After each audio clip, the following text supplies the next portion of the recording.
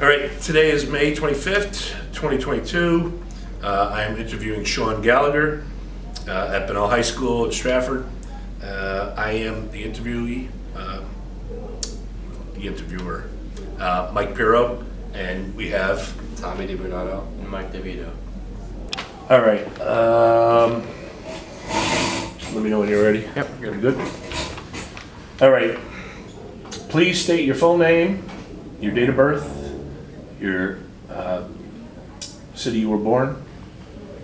Sean Gallagher, May 14th, 1965. I was born in Stratford, Connecticut. Okay. All right. What branch of the service? I was in the Army National Guard.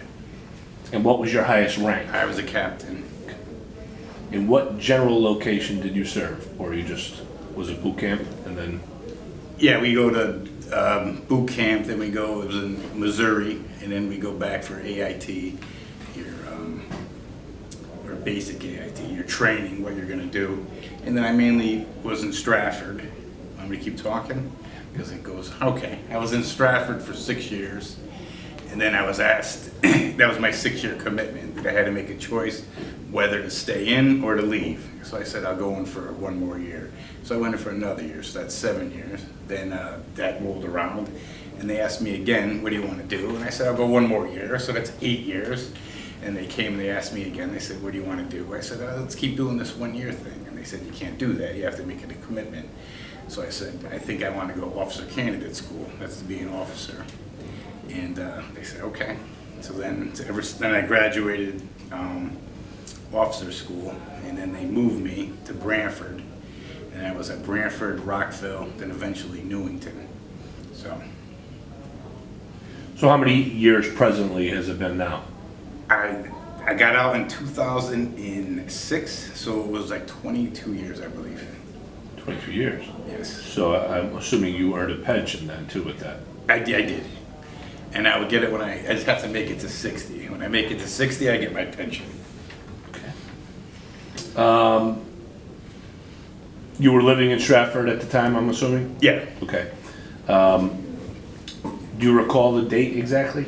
I think April 12th, 1983, the recruiter came to my house. And I first took the test for the Navy when I was a high school senior. And I was ready to, thank God I didn't raise my hand. If I raised my hand, I would have been in the Navy. And, you know, nothing against the Navy, but I didn't really want to be in the Navy. So my mom said, don't do it. So I came home, next thing you know, the Army National Guard recruiter's at my house a couple weeks later. So he got me in the Army, and tried to get my dad in the Army too. Was there any specific reason you chose Army? I think it's just because it seems tougher. That's all. Because I know you have family members that were in Marines. Yeah, well, Marines are too tough. And I love the Marines, obviously. All right. How about tell us about your first few days in the service? Boot camp, I kind of knew what I was ready for. At the time, I was in excellent physical condition, so I was probably running about 5-6 miles a day. So when I actually got to the military, it was kind of easy. I could do push-ups, I could run, and I was used to getting yelled at. So, and then you just go to reception station. They give you a uniform, and you follow instructions, and I was good at it. So. Do you remember your instructors? No, I remember the sergeant from St. Louis, Missouri, and he always said it was the show me state. So I didn't really know what that meant back then. What it means is, show me, don't tell me, show me. And then he'd swear. And then, I don't know, he had red hair. I don't know his name. So. Okay. Any stories you could specifically, whether they're humorous or anything about boot camp that you can remember? It doesn't have to be humorous, just anything you can remember. I was going to get to, I was deployed to Iraq, and I can tell you stories about Iraq. But boot camp, not really. It's not appropriate. Are we going to edit this, or we're going to just roll it? Just roll it. All right. Yeah. I cannot tell you that. boot camp stories. Now, you did serve overseas. I did. Okay, now, that changes a little bit because when you said National Guard, or Army National Guard, I wasn't sure if you actually Yeah. served. Can you tell us a little bit about when you got called up, what that feeling was like, and... Sure. We were at the time we were in Newington, and it's about, I would say, 100 people in our unit. But we're like, it's structured a company, then the battalion. So we were like in charge of the battalions, like the MPs, the transportation units. So all of those people were getting deployed. So no way did we think we were getting deployed, because we're in charge of them. So we're kind of safe, we thought. So, and then I remember, and then at the time I had 20 years in. So I was thinking of just getting out. I'll do my 20 and I'll get out. That was the plan. So we had formation in the field. And we never had formation in the field. And they call everybody together and everybody's in their rows and columns. And the colonel gets up there and he says, you have a 99% chance of going to Baghdad, Iraq. Oof, like we got punched in the stomach.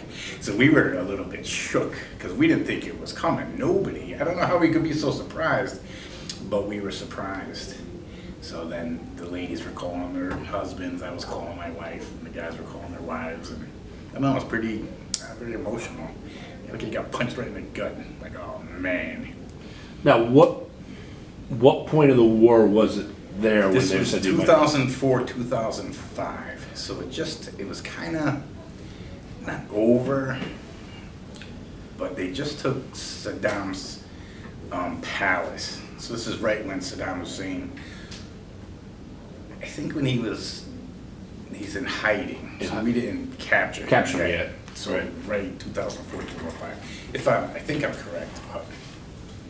Were you there when they pulled the statue down? No. So. Well, anything from that experience that scared, frightened, funny? I'll start with, we were in actually Saddam's palace. We were in you call it the international zone, but it's called the green zone. And I'm sure you saw movies about it. We call it the green zone. Yeah, and it's just like the movies. It's like almost as big as Lordship, and they build like just walls around it. It's like concrete barriers, but instead of putting them the long way, they put them the vertical way. So they just put it right around. So there was, I think, 4 ways in and 5 ways out. They have checkpoints, and then every morning people would come to work, and they would try to get in. It takes about, I'd say, 3 hours to get in, and then a couple hours to leave. But that's kind of the safe area, but it wasn't so safe. Right before we got there, there was a suicide bomber near the palace and one near the market, and they detonated their improvised explosives, and they blew themselves up, and they killed like 4 people at the palace and then 5 people at the marketplace. So then they brought the Marines in. That's why I love the Marines. And they were set for security around the palace, and that was where the embassy was. So, so even though it was like a safe place, it wasn't that safe. You know, I hate to say we had a swimming pool where we were, and then after we were done, we were in charge of intelligence. We were like on the internet, but it's like a secret internet. So they would give us threats, and then we go investigate them or raise the threat level. You got to wear your Kevlar, your flak jacket. You got to carry your rifle with you and stuff like that. So it wasn't bad. Any situation where you actually thought it could be? The thing is, the people on the ground, you never knew who they were. You know, you couldn't tell bad guys from good guys. So during Ramadan, we get rockets launched in our area, but we were always pretty confident that it would never hit us, because they would just take a pickup truck, and we're talking like miles away, 2-3 miles away. They raised a pickup like that, and it's a big rocket, like the size of this room, about 30 feet. They like to fuse it in the vicinity of the international zone. So they didn't care where the rocket hit. So it never really hit us. And then one day, I was in my trailer. We had a double wide trailer where we stayed, so that was kind of nice with air conditioning. And for such a poor country, everybody has air conditioning and everybody has cable TV. Everybody has the dish. So when we flew in the helicopters, we were just amazed at all these dishes. Yeah. So all of a sudden we go like a rocket, and it lands. It probably landed a mile down the road, and just the impact, because there's sandbags all around, just blew the sandbags down. Everybody went running out, and then we just went under the concrete bunker, the barrier. But 4 people, I guess, died that day from Nepal. They were like the guards. Like, yeah, the Marines were the guards, then they were the guards, and the 4 people died. Another time, I would say right around maybe Thanksgiving, a new company was coming to relieve us. So we told them the same story of the rocket hit, but the chances of a rocket hit. And so right after we gave the speech, a rocket hit the palace, like the west wing, and it didn't blow up. It just went right through the building. The impact killed, I think, 3 people. So, and then I went down and I was investigating. I went to the hospital. And while I'm doing the investigation, I see it on CNN, 3 people died in the green zone. And, so. Anybody you knew, or? No. Luckily, we went with about, I would say, 60 people. And it was females and males, and everybody made it back safe. Everybody's doing pretty good. Even psychologically, everybody's doing good enough. No fallout from any of that, really? Yeah, not really. So that's good. Do you keep in contact with any of those? I keep in, Sergeant Walker, he was with me. He was like, I say our office is about this big. And then we watched, not the TV, like the CNN, and we have the internet over there, and everyone had a computer. So I keep in touch with him. It's where we go out to lunch. I'd say maybe every 2 months we go to lunch. So, and I just can't tell you how hot it was. That's the main takeaway. It is so hot, like 120 degrees. It's hot. Like when you open your car door in the summertime, there's no difference between going in the car or coming out of the car. Really? It's just hot. Yeah. What did you do for any type of entertainment while you were there? We had some kids came from the Air Force, because we were with the Marines, we were with the Air Force, we were with the Navy, and they brought a wiffle ball bat, so we were all set. So any chance we get, after we were done, we played wiffle ball. So that's what we did. We were kind of in a shaded area, so it was nice. So Even the shaded area, I'm sure, was probably 100 degrees. Still 100 degrees. But,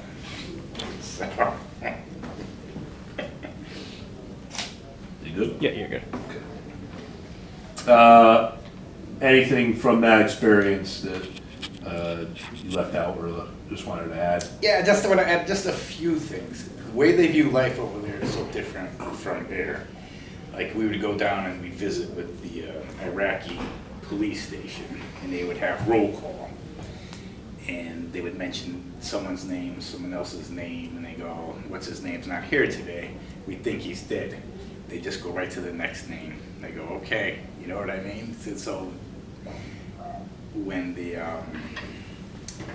call them the insurgents, when the bad guys would come to their town, if they found out they worked for the police in the international zone, they're a target. So they really would kill them. Did the insurgents have people on the inside too? I think they did. I think they were there, That's one of the things, which is a funny story. But before I say another funny story, it wasn't really funny. I think we were just put in that situation and did the best we could. I had a chance to go down the road, only like 3 miles down the road.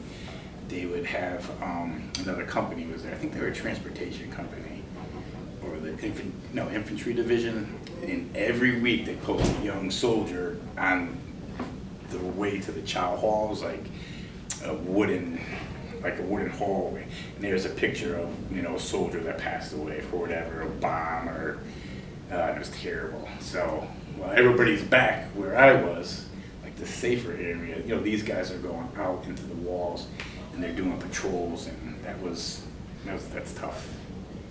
So we get information that these 2 guys are bad guys, like you said.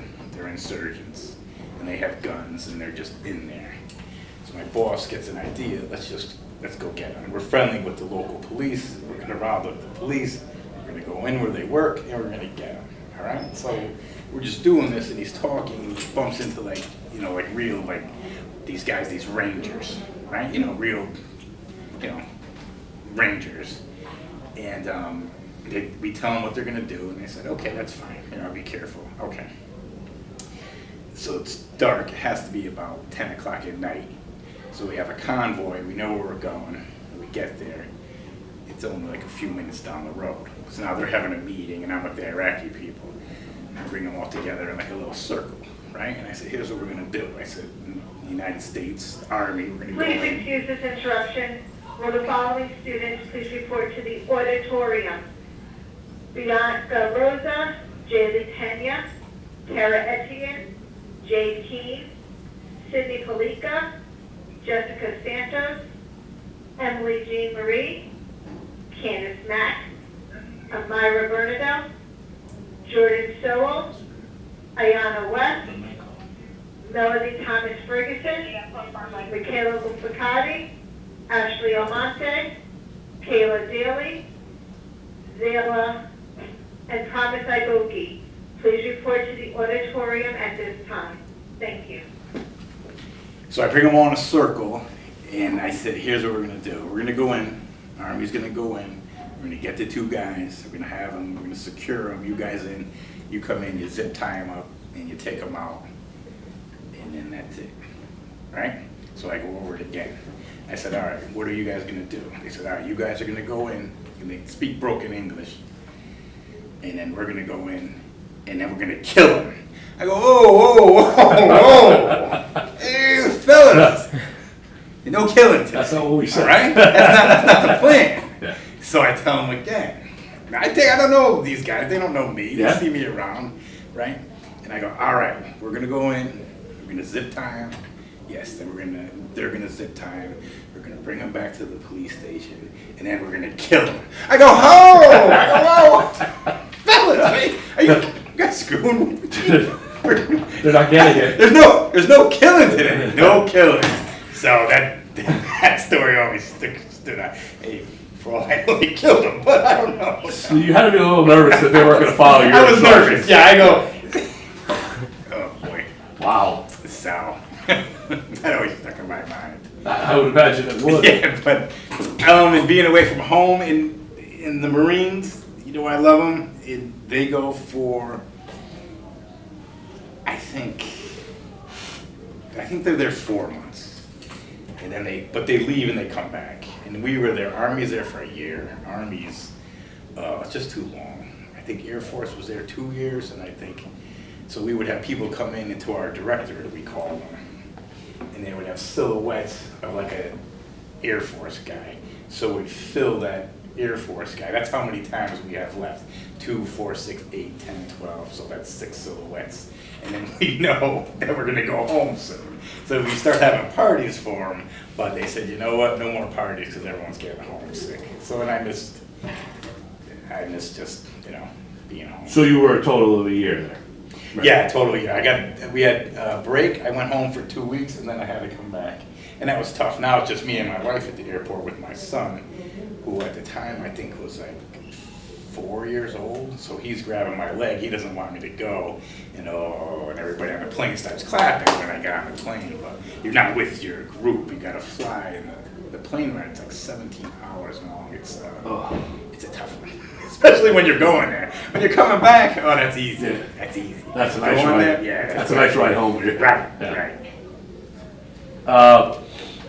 So what was your homecoming like when you finally came home?